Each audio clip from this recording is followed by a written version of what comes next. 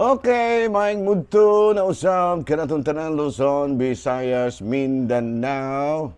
Mayong mudto Philippines, mayong mudto world, mayong mudto universe. Ada na punta mga higala dili nga atong tulumanon sa kahanginan CONA Catechesis on Air og ako lang gihapon kini inyong ubos nga alagad Reverendo Padre Edwin Academia Acab.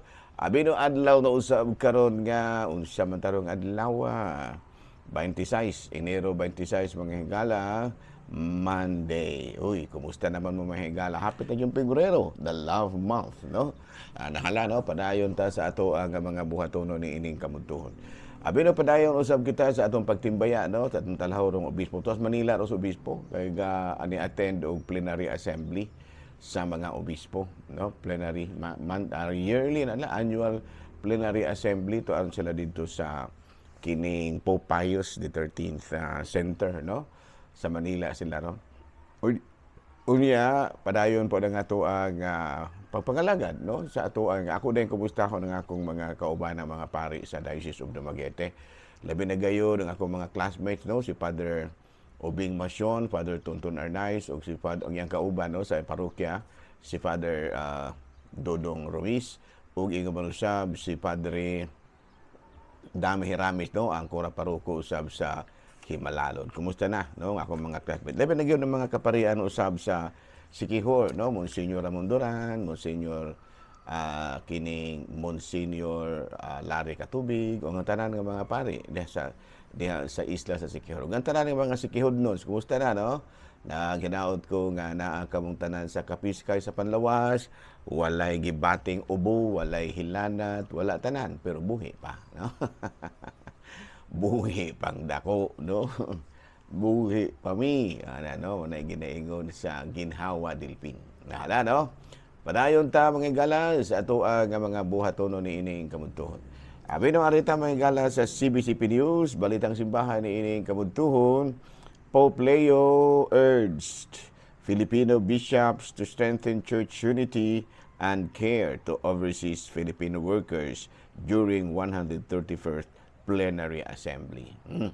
Ato pananawagan karon ang ato ang talahurong obispo, talahurong Santo Papa nga lig-unon gyud, no, ang kahiusahan sa simbahan, no, church unity unya lig-unon usab ang paningkamot aron nga maprotektahan ang mga overseas Filipino workers, no? Mao kana ang panawagan karon sa ato ang talahurong talahurong Santo Papa atol sa ilahang kay doon naman goy kanang video conference ba, no? Muna gihimo ni Pope Leo. O diya balita manghigala sa kining Capiz, no? Baguhay pa lang, Pope Leo appoints Capiz priest and new Kalibo bishop, no? Bag-o na sila karon manghigala ang Capiz, no? Og obispo og siya mao si Father Cyril Villarreal, no? Maing laki po ni si Bishop-elect Cyril Villarreal mahigala kay daghan kay ni siya mga degrees, no? Daghan kay siya nga mga kanang gitawag doctorate, ayan, no? So ang ayan ra gyud pod mahigala nga mahimo ni siyang obispo aron nga matud pa iyaha usab nga magamit ang iyahang hataas nga kahibalo sa natad sa pagkapalambo sa simbahan sa Diocese of Kalibo. Bino, padayon ta mga higala sa ato ang mga buhatono ni ining kamuntuhon ug padayon usab kita sa atong pagtimbaya ug maayong mudto kaninyong tanan nga among mga pinalanggang tigpaminawan. Ayan, no? Pero arita mga higala sa ato ang Saint of the Day. Sana matug atong Saint of the Day. Bino, ang atong Saint of the Day karon mga higala, bisag way nangutana. Bino mga higala, ato karon nga Saint of the Day nato mao si Saint Timothy, no? San Timoteo, January 26, no?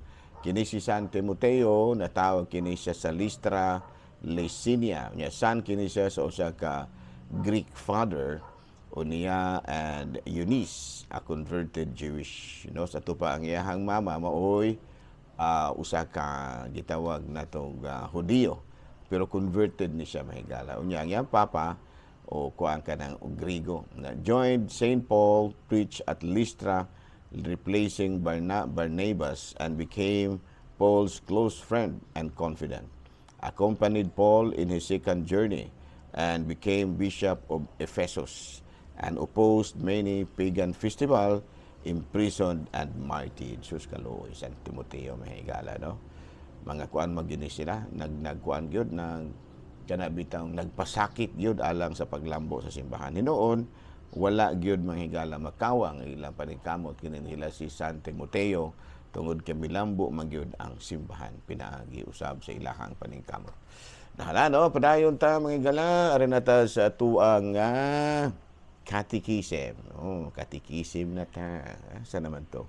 Naunsa na ba hinoong nawala may noon tong ako ang giandam-daan. Catechism na to, okay, duwa dyan ko kaandam na mahigala, no? Sige pa mo kong kabuot-kabuot. Pero na mga pangutana, mahigala, ato rin na hinayan, og tubag ha. Paday naminaw ko sa preaching sa laing relihiyon. Sige silang gakot og mga verses sa Bible. Sa ato, talag sa ragi kayo. Kaya magod, klase-klase ang kanang, usak katong ilahang gihimo, di ta maingon na sayop to. Usa ka to kaklase usab sa kanang gitawag natong pamaagi sa pag-sermon, no? Pag-preaching ba. Mutoy gitawag og textual sermon, no? Textual, no? Kay iyahamang duna sila kuan ba?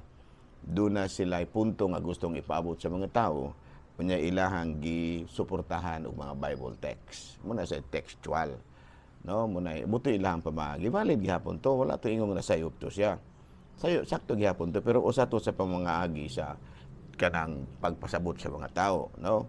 Nya daghang kitang mga lay ba nga mga sa manang lay preachers ba para sa si Bo Sanchez. Ang gigamit nila ni Bo Sanchez mo na gitawag og textual sermon, preaching, no? Pero kami mga pare lahi na ang amua kay kuan man ang amua narrative preaching, narrative sermon. Buti pasabot nga basahon namo ang kuan kining gitawag natong kasaysayan sa Biblia and then among kuhaon ang pagtulunan. Munay gitawag og narrative sermon. Valid gihapon, no? Valid gihapon kay nga naman gikan maghapon sa Biblia.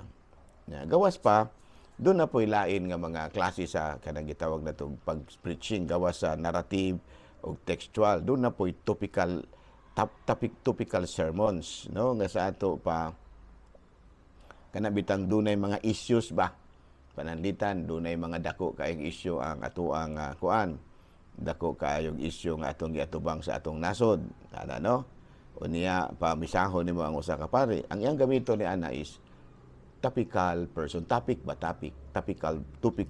sermons nga naman tungod kay mangita siya og relevant kana bitang Bible story nga mao'y muhaom sa gusto niyang ipaabot sa mga tao, especially kung dunay mga relevant issues nga iyahang i-address. Doon na po'y uban nga expository sermons. Kana bitang wala gyud na siya gitawag nato og kanang gitang tumong pagbasa lang gyud and then unveiling the truth about the scriptures. Pero kining amo gitawag kini og narrative sermon. Kay amo ang basahon kana bitang reading of the day, amo nang basahon and then amo dayong tan-awon kung unsa ang mga pagtulunan nga naa dinha. Muna narrative. Pero kanang sa mga laing relihiyon, textual nang ilaha. Kanang mangita sila og kuan kanang topic, magpili ba sila ba kung unsang topic ila mapaubsanon ba dagway, kanang mapailubon ba dagway, mapaubsanon o kana bitang matinumanon sa gusto sa Dios. Unya ilan ang pangitaan o mga Bible text nga muhaom ni ana, no? Ang para nako lang okay ra sad na siya pero kita dili na pwede nato nga mga Katoliko kay kuan man ang atong readings sa usa ka kada Domingo pareho sa gid na. No, man reading of the day kay kuan man ta one church, a universal church man ta. Nga sa ato pa ang atong readings kada adlaw, labi nagmaadlaw nga Sabado, pareho sa gina tibuok kalibutan kay universal man ta. Kana sila maglahi-lahi na sila.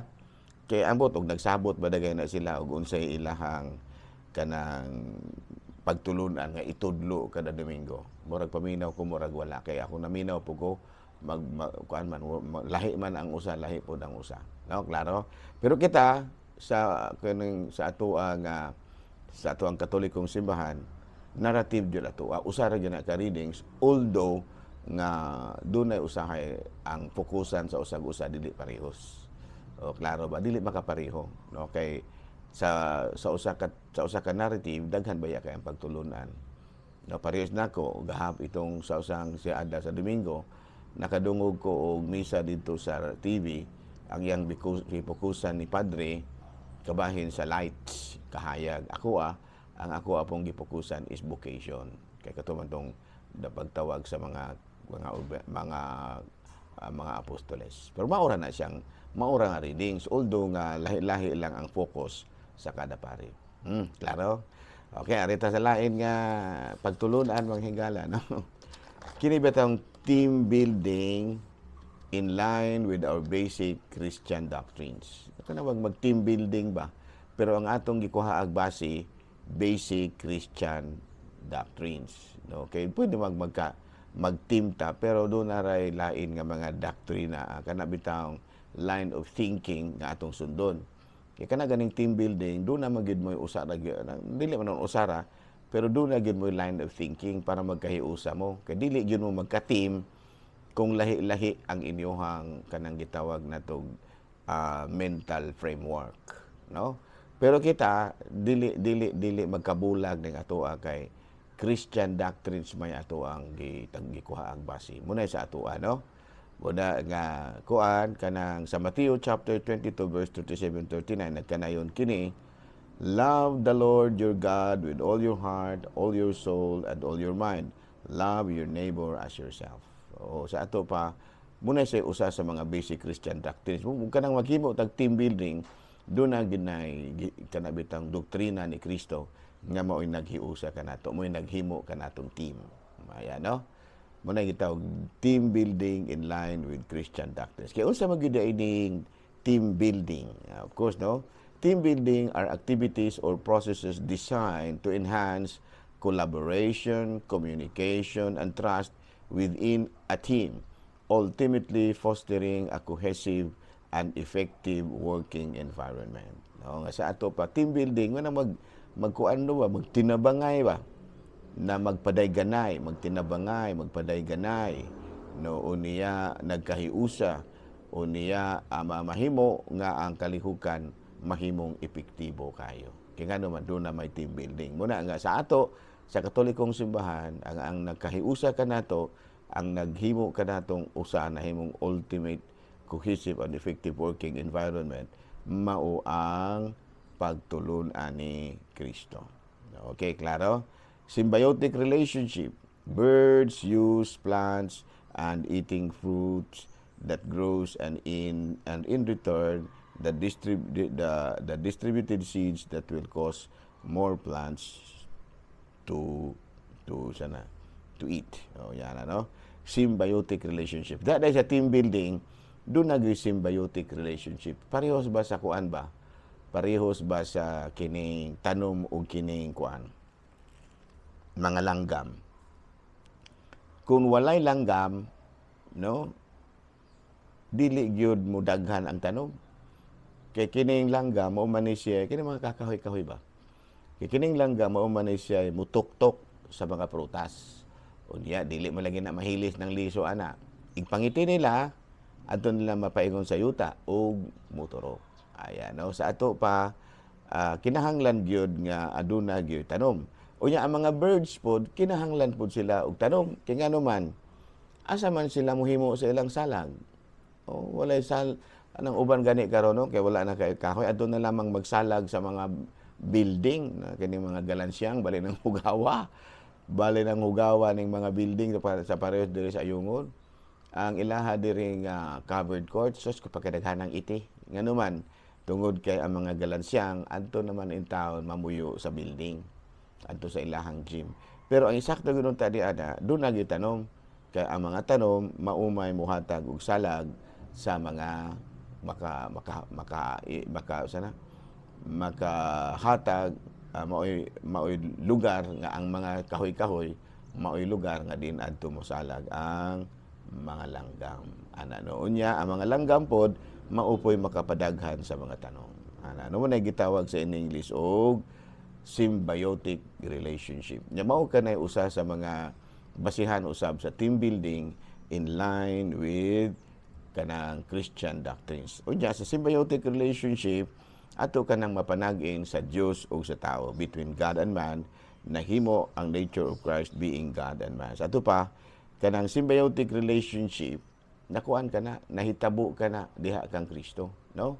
Ang matod pa gitawag sa in English og ang pagka the humanity and divinity of Christ the humanity and divinity nahiusa diha kang Kristo. Okay, klaro? Abi no? Di nila sa tadahan ha, maklaro na kay mayroon ko kaanda mo pero naningkamot ta gyud gihapon ta nga maka-broadcast ta gyud gihapon bisan kon medyo na kuan na kana bang nakakuan man kanang medyo bitaw na bisibisita gamay pero naara jud gihagmay pagud no mga stock knowledge kabahin sa ato ang pagpanudlo. Okay?